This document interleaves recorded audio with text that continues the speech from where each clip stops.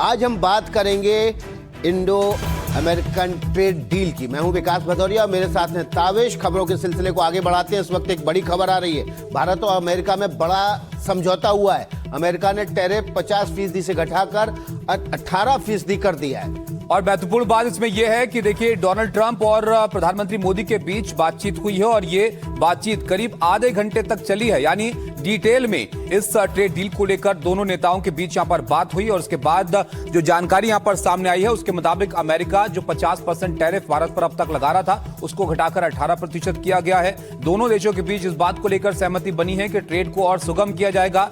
Crude oil को लेकर चर्चा खासतौर पर डोनाल्ड ट्रंप ने अपनी पोस्ट में यहां पर की है कि वो चाहते हैं कि अमेरिका से वो ट्रेड बढ़े। और भारत के लिहाज से ये इसलिए महत्वपूर्ण है क्योंकि भारत का जो एक्सपोर्ट है उसमें ट्रेड पार्टनर अमेरिका सबसे बड़ा है और अमेरिका से सबसे ज्यादा हम ट्रेड करते हैं, करीब 190 बिलियन के आसपास। और इसलिए ये बहुत महत्वपूर्ण है। अमेरिका के साथ ट्रेड को आसान बनाने की दिशा में अब बातें आगे बढ़ रही हैं। भारत में देर शाम और अमेरिका में सुबह सुबह राष्ट्रपति डोनाल्ड ट्रंप ने प्रधानमंत्री नरेंद्र मोदी को फोन किया और फोन पर हुई इस बातचीत में आधे घंटे की इस बातचीत में जो ट्रेड डील थी उस पर मोहर लग गई। अमेरिका के राष्ट्रपति डोनाल्ड ट्रंप ने सोशल मीडिया पर ट्रेड डील का ऐलान किया। उन्होंने एक पोस्ट किया। इसके बाद व्हाइट हाउस ने भी ट्रेड डील की पुष्टि की है। ट्रंप ने सोशल मीडिया पर लिखा, ये हम आपके सामने रख रहे हैं पूरा पोस्ट जो डोनाल्ड ट्रंप का है। उन्होंने अपने इस पोस्ट में लिखा, अमेरिकी टैरिफ घटाकर 18% कर देगा। डोनाल्ड ट्रंप यहां पर पोस्ट में लिखते हैं इस बारे में कि दोनों देशों के नेता बहुत शक्तिशाली नेता हैं। प्रधानमंत्री मोदी के साथ बातचीत करना सम्मान की बात है। वो मेरे सबसे अच्छे दोस्तों में से एक हैं और अपने देश के एक शक्तिशाली और सम्मानित नेता हैं। हमने कई मुद्दों पर बात की है जिसमें व्यापार, रूस यूक्रेन युद्ध को समाप्त करना शामिल था। वो अमेरिका और संभावित रूप से वेनेजुएला से अधिक तेल खरीदने और रूस से तेल खरीदना बंद करने पर सहमत हुए हैं। इससे यूक्रेन में चल रहे युद्ध को समाप्त करने में मदद मिलेगी, जिसमें अभी हर हफ्ते हजारों लोगों की जान जा रही है। प्रधानमंत्री मोदी के प्रति दोस्ती और सम्मान के नाते और उनके अनुरोध पर तत्काल प्रभाव से अमेरिका और भारत के बीच एक व्यापार समझौते पर सहमति बनी है। अमेरिका रेसिप्रोकल टैरिफ को 25 से घटाकर 18% करेगा। इसी तरह भारत भी अमेरिका के खिलाफ अपनी टैरिफ और गैर टैरिफ बाधाओं को घटाकर 0 तक लाने की दिशा में आगे बढ़ेगा। प्रधानमंत्री ने 500 अरब से ज्यादा के अमेरिकी ऊर्जा, तकनीक, कृषि, कोयला और दूसरे उत्पादों के साथ बाय अमेरिका के लिए अपनी प्रतिबद्धता जताई है। तो ये महत्वपूर्ण बातें हैं डोनाल्ड ट्रंप के इस ट्वीट की। देखिए, जैसे ही राष्ट्रपति डोनाल्ड ट्रंप का ट्वीट आया, पोस्ट आया, उसके तुरंत बाद ही प्रधानमंत्री नरेंद्र मोदी ने भी सोशल मीडिया पर अपनी बात रखी। उन्होंने राष्ट्रपति ट्रंप को कोट करते हुए लिखा कि उन्हें खुशी है कि ये ट्रेड डील हो गई है। और देखिए, अमेरिका ने भारतीय उत्पादों पर जो टैरिफ है वो 18% घटाकर 18% कर दिया। शानदार फैसले के लिए राष्ट्रपति ट्रंप को दिल से धन्यवाद देता हूं, ये उन्होंने अपने पोस्ट में लिखा है। क्या कुछ लिखा है तावेश? बिल्कुल, देखिए, ये प्रतिक्रिया पीएम मोदी की तरफ से आई जिसमें उन्होंने कहा कि मुझे जानकर ये बात को डील के बारे में लिखते हैं वो कि मुझे जानकर बहुत खुशी हुई है कि मेक इन इंडिया उत्पादों पर टैरिफ घटाकर 18% कर दिया जाएगा। इस शानदार फैसले के लिए भारत की 1.4 अरब लोगों की ओर से राष्ट्रपति ट्रंप का दिल से धन्यवाद। जब दुनिया की 2 बड़ी अर्थव्यवस्थाएं और सबसे बड़े लोकतांत्रिक देश मिलकर काम करते हैं तो इसका सीधा फायदा हमारे लोगों को मिलता है और आपसी सहमति के नए और बड़े मौके खुलते हैं। देखिए, आगे वो लिखते हैं कि आपसी सहयोग से नए बड़े मौके खुलते हैं। वैश्विक शांति, स्थिरता और समृद्धि के लिए राष्ट्रपति ट्रंप का नेतृत्व बेहद अहम है। शांति के लिए उनके प्रयासों का भारत पूरी तरह से समर्थन करता है। मैं उनके साथ मिलकर काम करने और भारत अमेरिकी साझेदारी को नई ऊंचाइयों तक ले जाने को लेकर उत्सुक है। तो ये लंबा सा पोस्ट जो प्रधानमंत्री नरेंद्र मोदी ने ट्विटर पर शेयर किया और उसके बाद देखिए जो ट्रेड डील है उस पर दोनों तरफ से एक तरह से मोहर लग गई। और जिस तरह की प्रतिक्रियाएं हैं दोनों नेताओं की तरफ से, ये साफ तौर पर इशारा करती हैं कि दोनों के बीच में कितना मजबूत संतुलन है, तालमेल है। हिमांशु हमारे साथ है। हिमांशु, देखिए, अभी डिटेल आना बाकी है ये इंडो यूएस ट्रेड डील को लेकर, लेकिन अभी जो मोटा मोटा समझ में आ रहा है उससे जरा आप समझाइए कि इसमें अमेरिका का कितना फायदा है और भारत का कितना फायदा है। देखिए, बहुत महत्वपूर्ण सवाल आपने पूछा तबीश। अभी अभी मेरे पास एक जानकारी आई है। Confederation of Indian textile industries के चेयरमैन है संजय जैन। उन्होंने एक ग्राफिक्स बनाकर एक नोट मुझे भेजा है। इसमें उन्होंने कहा है कि इस नए डील के बाद जो समझौता हुआ है भारत और अमेरिका के बीच, उसमें टेक्सटाइल सेक्टर में जो एक्सपोर्टर्स हैं उनको बहुत फायदा होगा, क्योंकि अब भारत पर जो टैरिफ लगेगा 18% का, वो दुनिया के जो दूसरे बड़े प्लेयर्स हैं टेक्सटाइल मार्केट में, अंतर्राष्ट्रीय बाजार में, उससे कम है।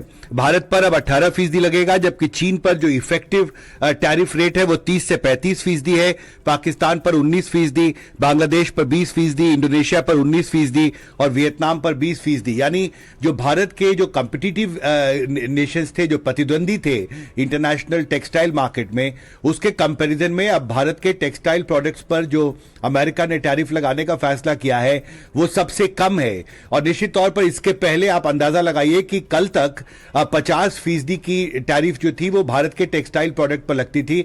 अगर आप भारत अमेरिका से टेक्सटाइल प्रोडक्ट एक्सपोर्ट करना चाहते हैं तो आप पर 50% की ड्यूटी लगती थी, लेकिन अब वो दूसरे देशों के मुकाबले सबसे कम हो जाएगी जब इसको ऑपरेशनलाइज किया जाएगा, जो सैद्धांतिक समझौता हुआ है भारत और अमेरिका के बीच। और इसीलिए जो federation of Indian export organisation है उसने इस डील को फादर ऑफ ऑल डील करार दिया है। जो federation of Indian export organisation के राष्ट्रीय अध्यक्ष हैं एससी दलहन, उन्होंने कहा this is father of all deals. आपको याद होगा जब इंडिया EU FTA हुआ था तो कहा गया था कि ये मदर ऑफ ऑल डील्स है, पर जो अमेरिका के साथ जो ये समझौता हुआ है उसको भारत के सबसे बड़े एक्सपोर्टरों के संघ ने कहा है कि this is father of all deals. उसका मतलब यह है कि भारत और यूरोपियन यूनियन के बीच जो टोटल व्यापार था वो $136 बिलियन का था, और ये कहा गया कि $10 ट्रिलियन का एक बड़ा बाजार भारत के लिए खुलेगा। लेकिन भारत और अमेरिका के बीच जो ये समझौता हुआ है उससे अमेरिका, क्योंकि भारत का सबसे बड़ा ट्रेडिंग पार्टनर है,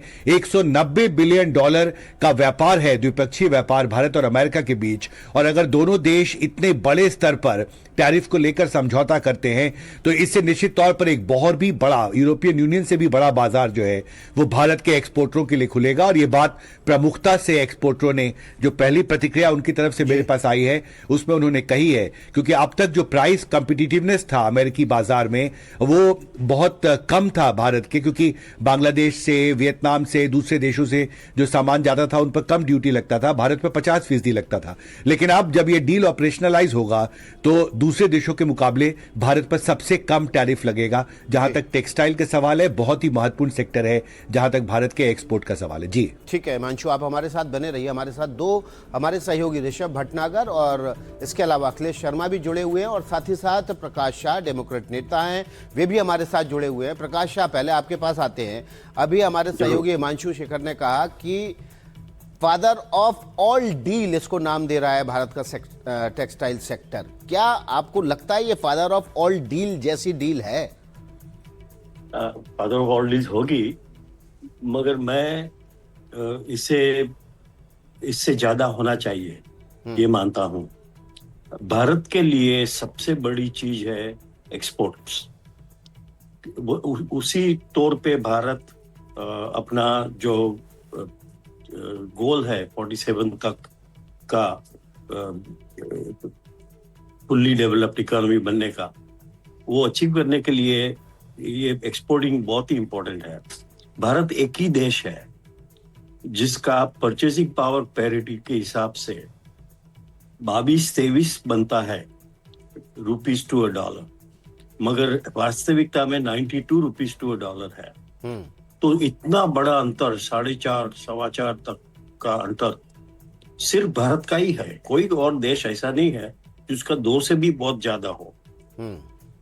तो इस कारण सर भारत के लिए एक्सपोर्ट्स का महत्व एकदम बढ़कर है, और इसीलिए ये जो टैरिफ है 18% भी नहीं होना चाहिए, उससे भी कम होना चाहिए।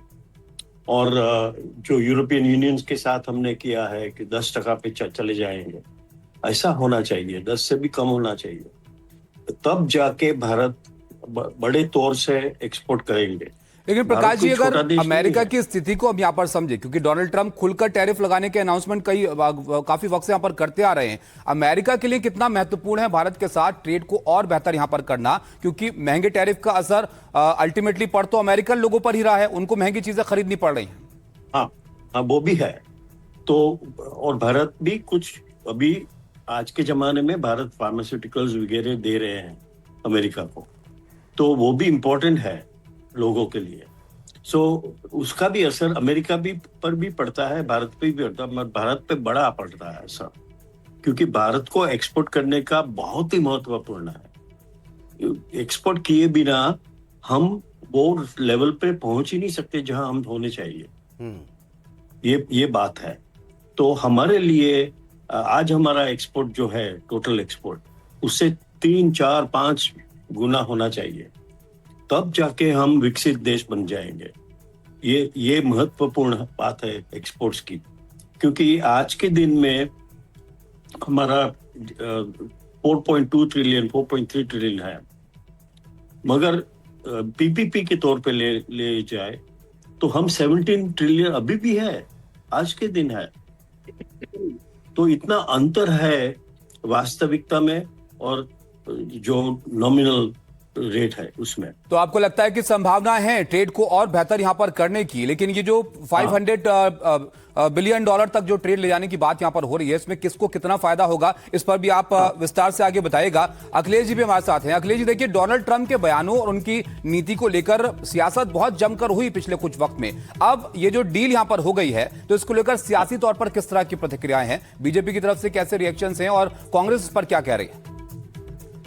देखिए, आपको याद होगा कि बजट का सत्र चल रहा है और आज अब से कुछ ही देर बाद 9:30 बजे बीजेपी और साथ ही जो उसके सहयोगी दल के सांसद हैं, उनकी बैठक होने जा रही है जीएमसी बागू के ऑडिटोरियम में, जिसको पीएम नरेंद्र मोदी भी संबोधित करेंगे।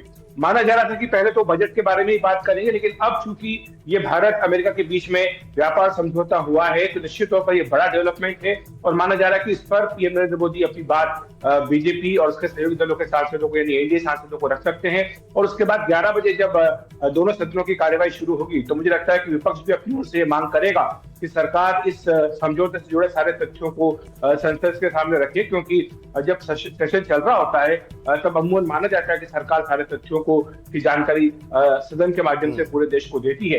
वैसे कल से ही रिएक्शन आने शुरू हो गए थे। जयराम रमेश ने इस बात पर तीखी टिप्पणी की थी कि आखिर ऐसा क्यों है कि भारत के लोगों को कोई भी जानकारी अमेरिका के राष्ट्रपति ट्रंप के माध्यम से मिलती है, भारत की ओर से क्यों नहीं मिलती, चाहे वो ऑपरेशन सिंदूर में भारत और पाकिस्तान के बीच में सीज फायर हो या फिर अब भारत और अमेरिका के बीच में ट्रेड डील हो। तो ये सवाल जरूर कांग्रेस ने पूछा है, लेकिन हम जानते हैं कि ये ट्रंप की काम करने की स्टाइल है और वो इसी स्टाइल से काम करते आ रहे हैं। इसके बावजूद भारत ने अपनी शर्तों पर ही, सही मान लीजिए आपकी, काफी एक अच्छी डील की है। लेकिन आपको बताऊं कि ये शुरुआत है। जो 18% टैरिफ की बात हो रही है, इसके भी कम आगे जाकर के टैरिफ कम होंगे, लेकिन इसमें काफी सारी बातें जो आगे नेगोशिएट होनी होगी।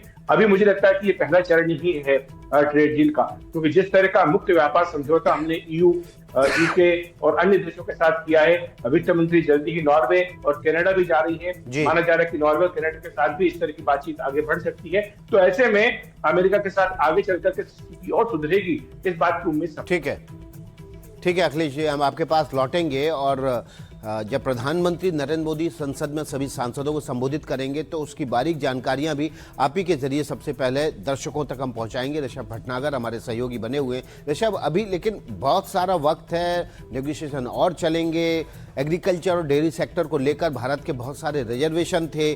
अभी जो डोनाल्ड ट्रंप ने ट्वीट किया है उसमें एग्रीकल्चर सेक्टर का भी जिक्र है। क्या कुछ पता चल पाया कि एग्रीकल्चर सेक्टर में जो भारत की चिंताएं थीं उनको एड्रेस किया गया है?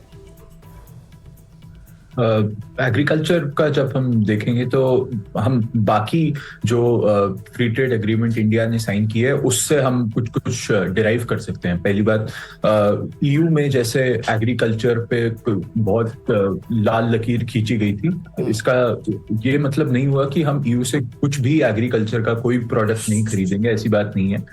जब प्रोटेक्ट करने की बात आती है एग्रीकल्चर के किसी सेक्टर को, तो उसमें टैरिफ रेट कोटा भी लग सकते हैं। कोटा मतलब साल के कुछ ही हजार टन या कुछ ही मिलियन टन तक उसको सीमित कर दिया जाता है कि इतने टैरिफ पे कोई एक प्रोडक्ट आएगा। तो ये भी एक तरीका होता है।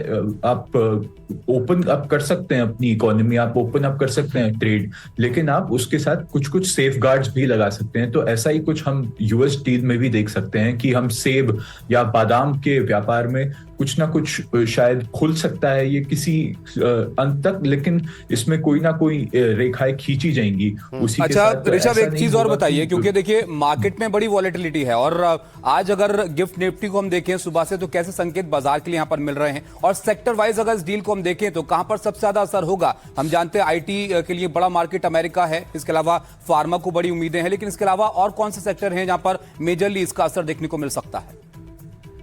जी, गिफ्ट निफ्टी अभी मैं चेक करूं तो करीब 1.4% ऊपर चल रहा है। जो मैं और सुन रहा हूं कि रुपी जो है काफी उसके लेवल को लेके कंसर्न थे पिछले कुछ महीनों से, वो भी एक्सपेक्टेड है कि काफी शार्प रैली होगी रुपी के लेवल्स में, क्योंकि एक डील भी अनाउंस हो गई है, बजट भी हाल ही में अभी अनाउंस हुआ है। तो ये दोनों काफी अच्छे फाइनेंशियल इंडिकेटर अभी लग रहे हैं एक पॉजिटिव स्टार्ट के लिए आज के ट्रेडिंग डे के लिए। ठीक है ऋषभ, आपके पास लौटेंगे। इस वक्त एक बड़ी खबर आ रही है, इस बड़ी खबर को हम दर्शकों के सामने रख देते हैं। भारत अमेरिका के बीच हुई ट्रेड डील का बड़ा असर बाजार पर दिखाई दे रहा है। इस खबर के आने के बाद गिफ्ट निफ्टी में जोरदार तेजी देखी गई है और यहां 600 से ज्यादा अंक यानी कि करीब 2.5% की छलांग लगाई है। गिफ्ट निफ्टी को संकेत के तौर पर देखा जाता है बाजार के खुलने से पहले, और इसमें उछाल का मतलब है कि बाजार की शुरुआत भी आज तेजी के साथ हो सकती है। आप देखिए यहाँ पर गिफ्ट निफ्टी जो है वो करीब 2.5% की तेजी के साथ 25,400 के ऊपर यहाँ पर चल रहा है, और आज इस डील का असर शेयर बाजार पर निश्चित तौर पर पड़ सकता है। अब ये देखना होगा किस तरह से बाजार इसको लेकर रिएक्ट करता है, क्योंकि रविवार की गिरावट के बाद कल का जो कारोबार था वो पॉजिटिव रहा था और 1000 अंक की तेजी गिफ्ट निफ्टी में यहाँ पर देखने को मिल रही है। देखिए इस वक्त की जो बड़ी खबर है, गिफ्ट निफ्टी में 1000 अंकों की तेजी देखी गई है और गिफ्ट निफ्टी 1000 अंकों की तेजी के साथ आगे बढ़ रहा है। भारत अमेरिका ट्रेड डील की खबर आने के बाद ये तेजी गिफ्ट निफ्टी मार्केट में देखी जा रही है। तो बाजार पर सीधा सीधा असर इस डील का पड़ रहा है। भारत और यूएस की ट्रेड डील का सीधा असर दिखाई देने लगा है मार्केट पर। हिमांशु, देखिए निश्चित तौर पर, और बाजार को पिछले कई महीनों से इंतजार था इस ट्रेड डील का। आपको याद होगा जब अगस्त महीने में पहली बार भारत पर 25% रेसिप्रोकल टैरिफ ट्रंप ने लगाया, उसके बाद बाजार ने बहुत निगेटिव रिएक्शन दिया था, क्योंकि उम्मीद ये थी कि भारत और अमेरिका द्विपक्षीय व्यापार को बढ़ाने की दिशा में आगे बढ़ेंगे, लेकिन ट्रंप ने रेसिप्रोकल टैरिफ लगाकर उस सेंटीमेंट को कमजोर कर दिया। उसके बाद रशिया के साथ हम कच्चा तेल का आयात करते हैं, इसको लेकर उनकी नाराजगी थी, 25% और रेसिप्रोकल टैरिफ लगाया। लेकिन अब फाइनली जो ये डील पर सैद्धांतिक समझौता हुआ है, उससे देखिए दो महत्वपूर्ण बातें। दुनिया की सबसे बड़ी अर्थव्यवस्था है अमेरिका, भारत दुनिया की सबसे तेज रफ्तार से आगे बढ़ने वाली अर्थव्यवस्था है, और एक मैं कहूंगा एक सिनर्जी दिखती है, एक आगे आगे चलकर एक बेहतर समन्वय अगर अमेरिका और भारत बनाकर आगे बढ़ते हैं तो एक बड़ा बाजार खुलेगा अमेरिका में। और मुझे लगता है इसी को देखकर व्यापार की नई संभावनाएं, व्यापार के विस्तार की संभावनाओं को देखते हुए बाजार का ये पॉजिटिव बिल्कुल, और इस संभावनाओं में कई सारी बातें हैं जो डोनाल्ड ट्रंप ने जिनकी तरफ इशारा किया है। हिमांशु, उसके बारे में भी आपसे यहाँ पर बात करेंगे। उधर आप देखिए कैसी प्रतिक्रियाएं इस डील के बाद देखने को मिल रही हैं। भारत यूएस ट्रेड डील पर अमित शाह ने अपना बयान यहाँ पर दिया है। उन्होंने अपनी प्रतिक्रिया देते हुए कहा कि भारत अमेरिकी संबंधों के लिए एक बड़ा दिन है। भारत पर अमेरिकी टैरिफ घटकर अब 18% हुआ है। मजबूत व्यापार संबंध, विकास का रास्ता साफ होगा, ये भी प्रधानमंत्री नरेंद्र मोदी ने कहा है। हमारे साथ देखिए ऋषभ भटनागर बने हुए हैं और डेमोक्रेट नेता प्रकाश शाह भी हैं। ऋषभ भटनागर का रुख कर लेते हैं। ऋषभ, एग्रीकल्चर सेक्टर की बात हो रही थी, जीएम क्रॉप और डेयरी प्रोडक्ट को लेकर भी भारत की चिंताएं थीं, तो इसमें क्या रास्ता निकला होगा? कुछ खुफिया सूत्रों से जानकारी मिली? फिलहाल अभी तक जितनी भी फ्री ट्रेड एग्रीमेंट साइन हुई है, इंडिया अपना लाल लकीर जो खींची थी जीएम क्रॉप्स पे, खासकर इंडिया ने लाल लकीर खींची थी, वो बचा पाई है। अभी तक किसी भी देश को हमने अलाउ नहीं किया है जीएम क्रॉप्स इंडिया में भेजना। तो ये मुझे लगता है कि यूएस डील में भी इसका सम्मान किया जाएगा। जीएम क्रॉप्स नहीं आएंगे देश में, ये एक लाल लकीर थी जो खींची गई थी। इसके अलावा भारत ने अग्री कर लिया है कि हम यूएस से तेल ले लेंगे, हम वेनेजुएला से ले लेंगे, रूस से नहीं लेंगे तेल। ये सब ट्रेड ऑफ्स करे गए हैं ताकि इंडिया अपना मछुआरों को बचा पाए, अपने किसानों को बचा पाए, अपने लाइफ स्टॉक होल्डर्स को बचा पाए। ये क्योंकि यही एक बहुत बड़ा अभी भी हमारे इकोनॉमी का एक बहुत बड़ा हिस्सा इन्हीं के काम से आता है। बिल्कुल। और देखिए, प्रधानमंत्री नरेंद्र मोदी भी जिस दौरान डील को लेकर बातचीत चल रही थी भारत और यूएस के बीच, उस दौरान भी लगातार सार्वजनिक मंच से इस बात की घोषणा करते रहे कि किसानों का, मछुआरों का और गरीबों के हित से किसी भी तरह का समझौता नहीं किया जाएगा। एक और बड़ी खबर आ रही है ताविश। बिल्कुल, देखिए टेक्सटाइल सेक्टर से बहुत उम्मीदें हैं यहाँ पर विकास, और इस पर टेक्सटाइल मंत्री गिरिराज सिंह ने अपनी प्रतिक्रिया दी है। उन्होंने पोस्ट करके यहाँ पर कहा कि डील से टेक्सटाइल सेक्टर को फायदा होगा। जो कई सारे सेक्टर जिनके लिए एक बड़ा मार्केट अमेरिका है, उसमें से टेक्सटाइल भी है, और इसमें भी अब टेक्सटाइल मिनिस्टर को इस तरह की उम्मीदें हैं कि इसमें और ज्यादा इजाफा होगा अगर व्यापार और बेहतर होता है अमेरिका के साथ। लेकिन हिमांशु, यहाँ पर एक और महत्वपूर्ण बात जिसकी हम यहाँ पर जिक्र कर रहे थे, क्रूड ऑयल को लेकर डोनाल्ड ट्रंप चाहते हैं कि रशिया की जगह हम अमेरिका और वेनेजुएला से ज्यादा अपना क्रूड जो है वो इंपोर्ट करें। हम जानते हैं कि 80% हम क्रूड अपना इंपोर्ट ही करते हैं, और उसमें रशिया 36% के आसपास हमें क्रूड देता है। ये कितना चुनौतीपूर्ण हो सकता है अपना क्रूड इंपोर्ट को यहां से शिफ्ट करके उधर ले जाना?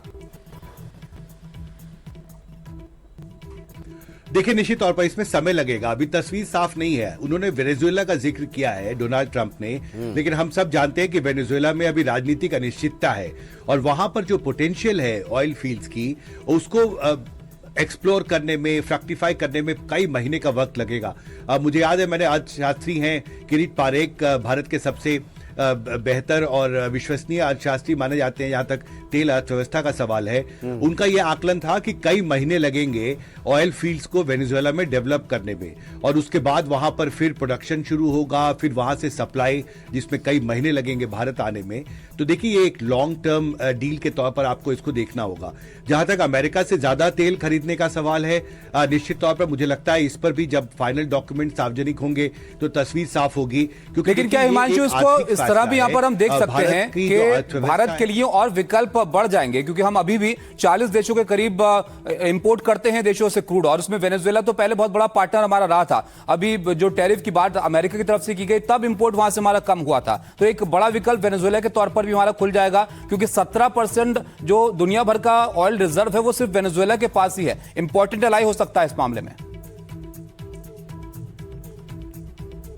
देखिए, निश्चित तौर पर लॉन्ग टर्म में निश्चित तौर पर, लेकिन वहां पर ऑयल फील्ड्स को डेवलप करने में कुछ महीने का वक्त लगेगा, और उसके बाद भारत जो है निश्चित तौर पर उसको डाइवर्सिफाई करना होगा। अपने जो ऑयल बास्केट जिसको बोलते हैं क्रूड ऑयल इंपोर्ट बास्केट जो है भारत का, करीब 39-40 देश से भारत कच्चा तेल खरीदता है, तो उसको निश्चित तौर पर बदलना होगा, उसका और विस्तार करना होगा अमेरिका को। लेकिन अमेरिका की तरफ से ये शर्त इससे पहले भी ट्रंप ने रखी थी, और हमने देखा गैस के सप्लाई को लेकर एक समझौता भी भारत और अमेरिका के बीच में हुआ था। लेकिन इसकी एक अर्थव्यवस्था भी है, क्योंकि तेल मंत्री बार बार ये भी कह चुके हैं कि हम किस देश से कितना तेल खरीदेंगे, ये इस बात पर निर्भर करेगा कि उस वक्त अंतर्राष्ट्रीय तेल अर्थव्यवस्था में जो कीमतें हैं उसका ट्रेंड क्या है।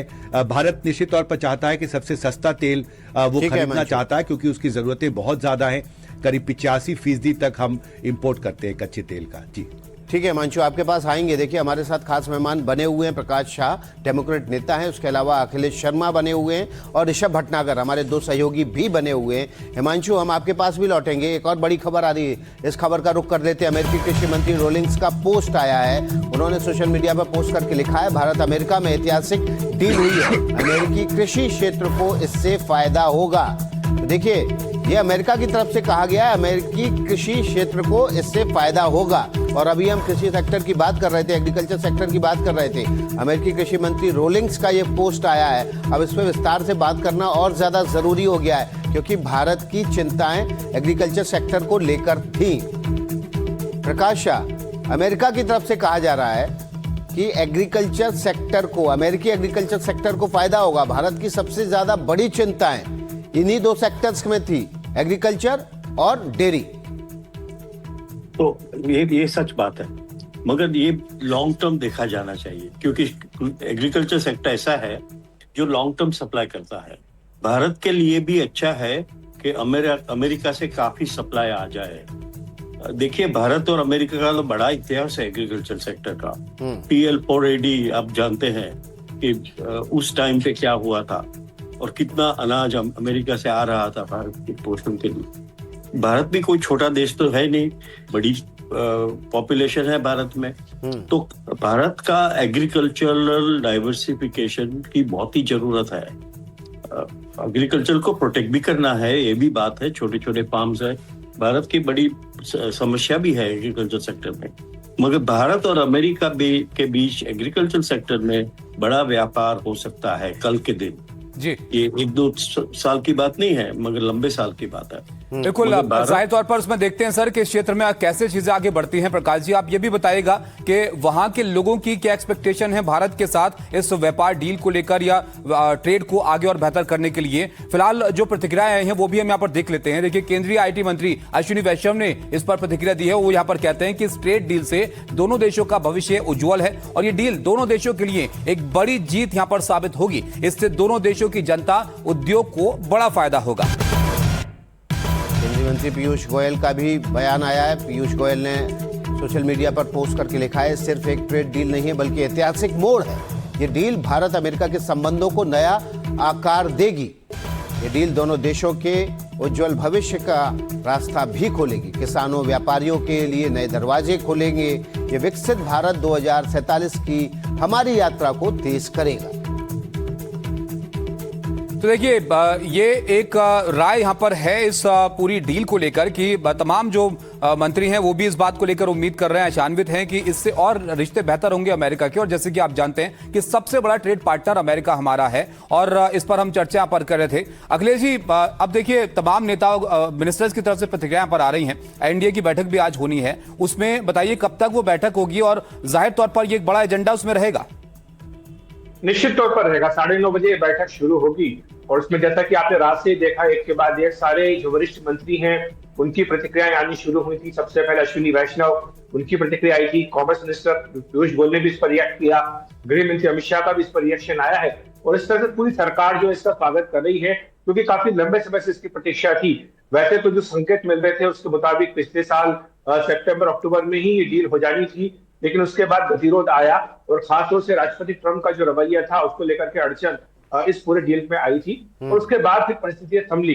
ये डील ऐसे वक्त पे हुई जब विदेश मंत्री जयशंकर अमेरिका की यात्रा पर हैं। वो 2 दिन के दौरे पर हैं। वहां पर रेयर अर्थ मिनरल्स को लेकर के एक बड़ा सम्मेलन जो है मंत्रियों का हो रहा है। उसमें हिस्सा लेने के लिए, भारत की नुमाइंदगी के लिए विदेश मंत्री जयशंकर को बुलाया गया है। इससे पहले अश्विनी वैष्णव भी इसी तरह के सम्मेलन में जा चुके हैं। तो ये अपने आप में एक बहुत बड़ा संकेत था कि अमेरिका जो है उसका रुख बदल रहा है। और सबसे बड़ा जो मुझे लगता है कि ट्रिगर पॉइंट है वो ये रहा कि भारत और EU की जो डील हुई और वो भी जिस गाजे बाजे के साथ हुई। आपने देखा कि वहां के प्रतिनिधि आए, गणतंत्र दिवस समारोह में वो मुख्य अतिथि थे और उसके बाद उन्होंने कहा कि ये मदर ऑफ ऑल डील्स है। और अखिलेश जी, इसमें एक और चीज यहां पर जोड़ दें, क्योंकि देखिए, डोनाल्ड ट्रंप के रुख को लेकर EU के कई ऐसे नेता हैं जिनकी प्रतिक्रियाएं थोड़ी सी तल्ख रही थी डोनाल्ड ट्रंप को लेकर। अब यहां पर महत्वपूर्ण यह है कि EU भारत के साथ अच्छे रिश्ते चाहता है, मदर ऑफ ऑल डील वहां पर हुआ, और अमेरिका भी ये चाहता है कि भारत के साथ उनके रिश्ते मजबूती की तरफ आगे बढ़े। यानी ये दोनों जो पक्ष हैं वो भारत की तरफ एक उम्मीद की निगाह से देख रहे हैं।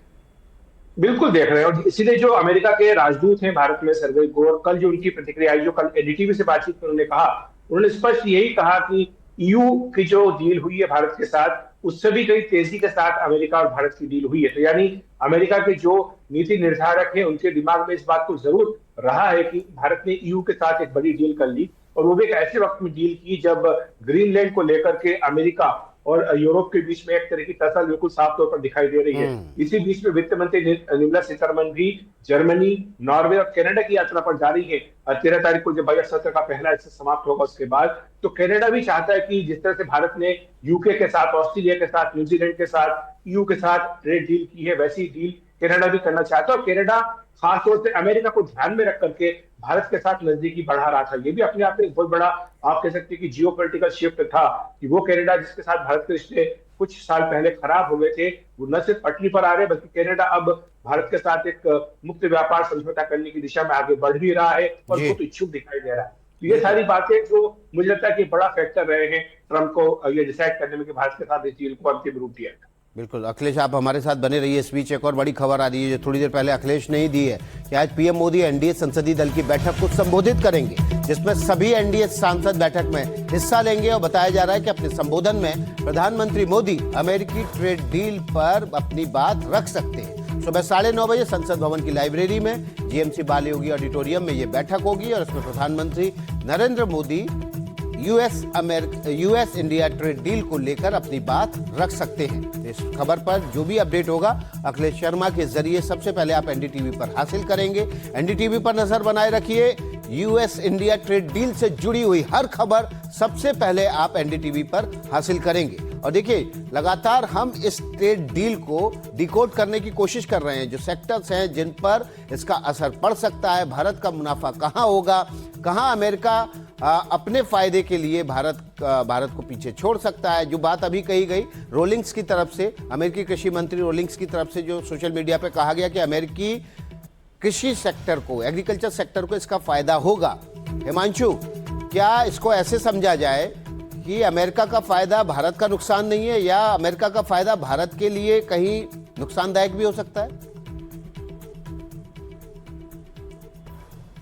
देखिए, महत्वपूर्ण सवाल आपने पूछा विकास। इससे पहले मुझे याद है जब भारत और यूरोपियन यूनियन के बीच में एफटीए हुआ था, तो ये सवाल मैंने कॉमर्स मिनिस्ट्री के ऑफिशियल से पूछा था। तो उनका ये कहना था कि देखिए, हमारी अपनी सेंसिटिविटीज हैं, संवेदनशीलताएं हैं, जहां तक कृषि, डेयरी, फिशरीज जैसे सेक्टर का सवाल है, और इसलिए इस पर जो अब तक टैरिफ था उसको हमने टच नहीं किया है। तो जो भारत और यूरोपियन यूनियन के बीच में भी जो एक मदर ऑफ ऑल डील्स हुआ था, उसमें एग्रीकल्चर, डेयरी जैसे सेक्टर्स को भारत ने टच नहीं किया था, और भारत ने बहुत साफ कर दिया था यूरोपियन यूनियन से कि इस पर हम अपने टैरिफ में कोई बदलाव नहीं कर सकते। और यही बात प्रमुखता से अमेरिका के सामने भी रखी गई है। और मुझे याद है कि ये बात पीयूष गोयल ने भी सार्वजनिक तौर पर कही है कि हम जब भी किसी देश के साथ मुक्त व्यापार समझौते पर बात करते हैं तो हम अपनी संवेदनशीलताओं को भी बहुत प्रमुखता से उनके सामने रखते हैं, और उस सेंसिटिव प्रोडक्ट्स की लिस्ट में एग्रीकल्चर सबसे ऊपर है। तो इसलिए मुझे लगता है कि थोड़ा इंतजार करना पड़ेगा। जो अमेरिका के जो राजदूत हैं भारत में, सर्जन, बिल्कुल हिमांशु, डिटेल के लिए थोड़ा यहाँ पर वेट करना होगा। लेकिन जिस तरह की प्रतिक्रियाएं हैं उसमें से एक प्रतिक्रिया जो राजदूत हैं अमेरिका के भारत में, उनकी तरफ से भी आई। उनसे बात की हमारे सहयोगी मैनेजिंग एडिटर विष्णु सोम ने। आप देखिए कि सर्जियो गोर जो कि राजदूत हैं अमेरिका के भारत में, उन्होंने इस पर क्या कहा। वो कह रहे हैं कि ट्रेड डील को लेकर बातचीत यहाँ पर हुई है और उसको लेकर अशांतित वो नजर आए। ये बातचीत आपको दिखाता है। Ambassador Gore, is this premised on India buying Venezuelan and American oil as a way of, India stopping the import of Russian oil? I don't want to get into too many details. I'll let the trade negotiators announce those specific details. The one thing I will say is both the Prime Minister and the President have supported bringing this conflict in Russia and Ukraine to an end. And so that's something that both sides have been in agreement on over a long time. The Prime Minister wants to see peace over there also, as does the President. And so tonight is a night to celebrate that this deal is now behind us. To put it into perspective, I will share with you that the European Union and India took 19 years to negotiate the deal. And so, people were saying, why is this taking so long? It didn't take anywhere as close or as long as the European Union. So we're thrilled by that. And again, I will say that is because of the leadership of the Prime Minister and the President. Prakash ji हमारे साथ बने हुए। प्रकाश जी, आपने सुना है पर Sergio को जो कह रहे हैं काफी वक्त से बातचीत चल रही थी, इसमें वक्त लग रहा था ये कहा जा रहा था, लेकिन जितना वक्त यूरोपियन यूनियन की डील में लगा उससे बहुत जल्दी ये डील हो गई है। तो क्या उस डील का असर यहाँ पर अमेरिका पर भी पड़ रहा था कि वो चाहते थे कि जल्दी भारत से कोई डील यहाँ पर की जाए, और अमेरिकन की किस तरह की एक्सपेक्टेशन है भारत के साथ रिलेशन को लेकर, ये भी जरा आप बताइए। लंबा समय लगा है क्योंकि 50% लगा दिया था, तो उसको कम तो करना ही था। वो कम करने में लंबा समय लगता है, उससे भारत को बड़ा नुकसान हो सकता है। तो उसी तौर पे ये लंबा समय था। मगर जो लॉन्ग टर्म बात है कि 19 इयर्स लगा, यूके के लिए इतने साल लगे, उसके कंपैरिजन में इंडिया भी कई सालों से अमेरिका से लॉन्ग टर्म डील नेगोशिएट कर रही है। तो ऐसा नहीं है कि एकदम 6-8 महीने में हो गया। 6-8 महीने में तो जो नुकसान हुआ था 50% का, उसी का निवारण है, और वो भी पूरा निवारण मेरी राय से 18% पूरा निवारण नहीं है, हमें इससे भी कम स्तर पे पहुंचना है। 5%, 10% समझ सकते हैं, 18% भी ज्यादा है, मगर ठीक है कि और लोगों पे 19% है, 20% है, चीन पे 37% है, तो हमारे पे 18% है। वो फायदा है हमारे पास। लेकिन प्रकाश जी, क्या ये डील मुख्य तौर पर ये टैरिफ तक ही यहाँ पर सीमित है, या फिर जो और कंसर्न्स हैं भारतीयों के वहां पर, चाहे H-1B वीजा हो, चाहे इमिग्रेंट पर डोनाल्ड ट्रंप की पॉलिसी हो, इसको लेकर भी कोई चर्चा वहां पर है? हाँ, नहीं, ये सब बात ठीक है, मगर मैं तो लॉन्ग टर्म देख रहा हूँ, क्योंकि लॉन्ग टर्म में हमें 2047 में जहां तक पहुंचना है, इसके लिए क्या फायदे में है। तो ये एक स्टेप है मेरे ख्याल से, और अभी भी काफी बाकी है।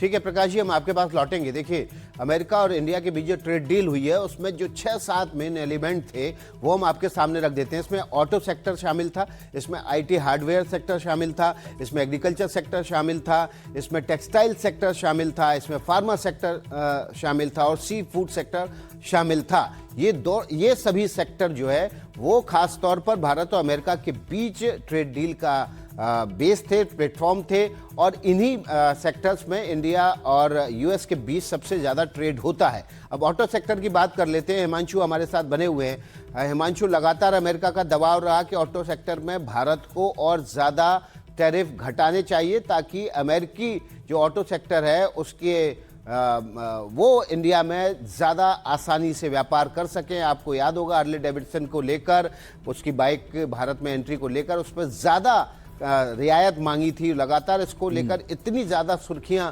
बन गई थी कि डोनाल्ड ट्रंप ने इसको कई बार सार्वजनिक रूप से भी कहा था कि मोदी जो है वो बहुत ज़्यादा हार्ड बार्गेनर हैं, और वो हार्ले डेविडसन को एंट्री देने के में नानुकुर कर रहे हैं, या उस पर टैक्स कम करने में। क्या इस ट्रेड डील में आपको कुछ जानकारी मिली ऑटो सेक्टर को लेकर? भारत और अमेरिका के बीच क्या पॉइंट ऑफ कॉमन एजेंडा बना है? देखिए, महत्वपूर्ण सवाल विकास। देखिए, इससे पहले जब यूरोपियन यूनियन के साथ जो FTA हुआ, उसमें ये बात भारत और यूरोपियन यूनियन के बीच में इस बात पर सहमति बनी कि यूरोपियन यूनियन के जो 27 देश हैं, वहां पर जो कार मैन्युफैक्चरिंग होती है, उस कार को अगर वो भारत एक्सपोर्ट करना चाहते हैं तो उसकी एक सीलिंग भारत ने लगाई थी, बीच का एक रास्ता निकालने की कोशिश की थी। छोटी कारों में, छोटी गाड़ियों में, या जो जिसको आप कह सकते हैं जो मिडिल क्लास के लिए जो कारें बनाई जाती हैं, उसमें कोई कंसेशन भारत ने नहीं दिया। लेकिन 26 लाख से 60 लाख एक प्राइस बैंड तय किया कि इस प्राइस बैंड के बीच में जो कारें बनती हैं, जो 15,000 यूरो के आसपास आता है, 15,000 यूरो के आसपास या उससे ज्यादा की जो गाड़ियां यूरोपियन यूनियन देशों में बनती हैं, अगर वो चाहते हैं भारत में एक्सपोर्ट करना तो वो कर सकते हैं, और उसके लिए भारत ने बहुत सारे सेफगार्ड्स भी उसमें लगाए थे। तो इस तरह के जो सेक्टर्स हैं जहां पर भारत की अपनी संवेदनशीलताएं हैं, जैसे सेब है उदाहरण के लिए, यूरोपियन यूनियन से अगर किसी भी देश से भारत में आप सेब इंपोर्ट करना चाहते हैं तो आप 96 रुपए प्रति किलो या उससे ऊपर की कीमत वाला सेब ही इंपोर्ट कर सकते हैं। तो इस तरह की भारत ने बहुत ही, मुझे लगता है, सोच समझकर रणनीतिक तौर पर रिस्ट्रिक्शंस भी लगाई हैं। पूरा व्यापार नहीं खोला, पूरा बाजार भारत नहीं खोलेगा, लेकिन इस तरह की हिमांशु, देखिए, जब EU की डील हो रही थी तब इस बात को लेकर बड़ी चर्चा थी कि वो जो लग्जरी गाड़ियां, जर्मन मेड कार्स हो, मर्सिडीज, BMW और ऑडी, ये सब सस्ता हो जाएगा भारत के अंदर, इसकी संभावना जताई जा रही थी। अब डील अमेरिका से हुई है, तो जरा बताइए, क्या फोर्ड की वापसी होगी भारत में, इसकी कोई संभावना दिख रही है, या फिर आईफोन सस्ते हो जाएंगे भारत में? क्या इसको लेकर चर्चा है?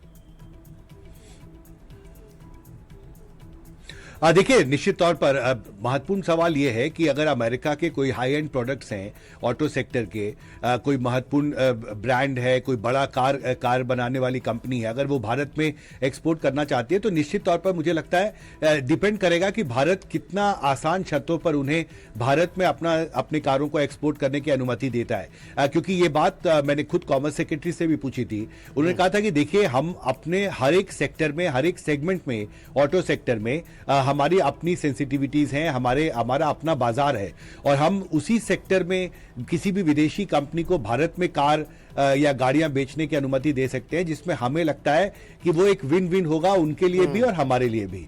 और इसलिए हम निश्चित तौर पर कोशिश ये करेंगे कि हाई एंड सेगमेंट में जहां पर लोग अफोर्ड कर सकते हैं महंगी कारें खरीदना, तो उस सेगमेंट में अगर कोई यूरोपियन कंपनी भारत में आकर अपनी कार को बेचना चाहती है तो वो बेच सकती है।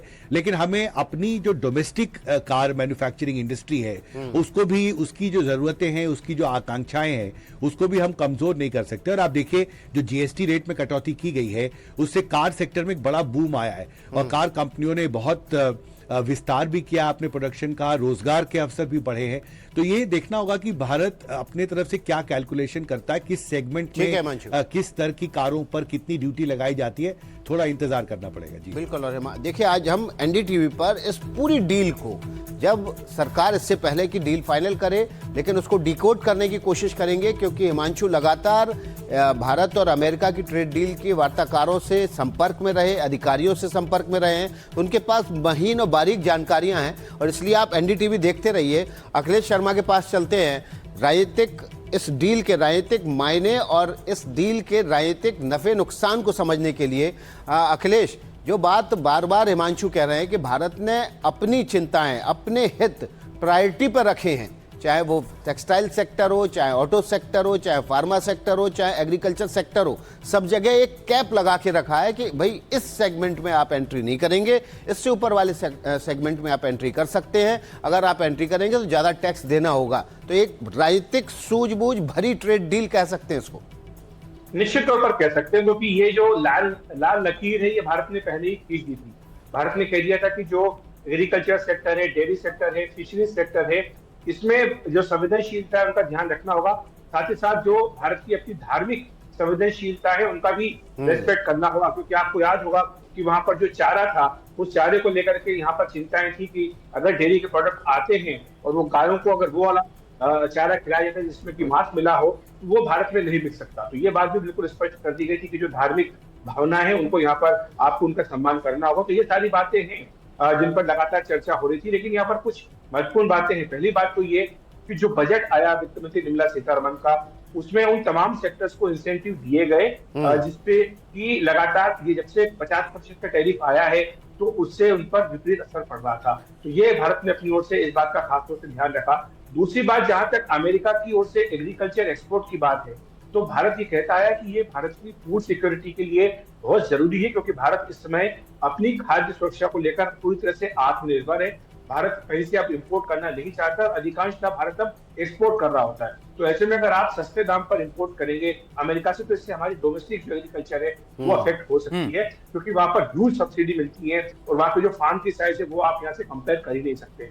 दूसरा एक जो तकनीकी मुद्दा था वो था जेनेटिकली मॉडिफाइड क्रॉप्स का। जीएम क्रॉप्स का भी एक बड़ा मुद्दा है जो भारत जिसको लेकर हमेशा से चिंतित रहता है, और इसलिए भारत चाहता है कि जीएम क्रॉप्स को लेकर भी एक जो लाल लकीर है वो खींची जाए। तो ये सारे मुद्दे हैं जो बहुत लंबे समय तक नेगोशिएशन चले हैं और मुझे लगता है कि बहुत अच्छी सहमति इसके बाद बनी। बिल्कुल। और हिमांशु, अगर अर्थव्यवस्था के लिहाज से भी इसको हम देखें तो पिछले एक हफ्ते में आप देखिए यहाँ पर ईयू के साथ डील भारत की होती है, जिसमें टेक्सटाइल और जो ऑटोमोबाइल है उस पर उम्मीद की जाती है कि वहां पर बहुत बड़ा असर, उसका फायदा जो है देखने को मिलेगा। बजट में हेल्थ केयर की बात वित्त मंत्री करती हैं, फार्मा की बात वित्त मंत्री यहाँ पर करती हैं, और अब ये अमेरिका के साथ यहाँ पर डील होती है, तो ये एक बड़ा बूस्ट भारतीय इकोनॉमी के लिए भी हो सकता है।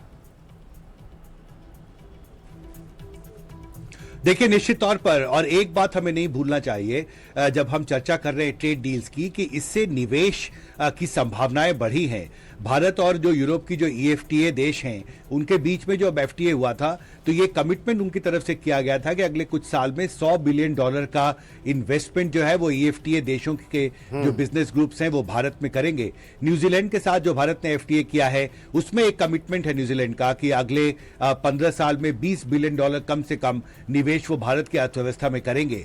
और इससे आप अंदाजा लगाइए कि पिछले 4 साल में 8 देशों के साथ या ग्रुप्स के साथ भारत ने मुक्त व्यापार समझौता किया है, और सब में ये बात प्रमुखता से कही गई है कि निवेश जो भारतीय अर्थव्यवस्था में उनके तरफ से करना होगा, वो कितना करना होगा, किस सेक्टर में वो कर सकते हैं, ये मुक्त व्यापार समझौता के तहत इस डील का एक हिस्सा होता है। और इसलिए जब आप अमेरिका, जो कि भारत का सबसे बड़ा ट्रेडिंग पार्टनर है, यूरोपियन यूनियन के साथ $136 बिलियन का द्विपक्षीय व्यापार है, अमेरिका के साथ $190 बिलियन का व्यापार है, और इसलिए एक्सपोर्टर इसको फादर ऑफ ऑल डील्स कह रहे हैं।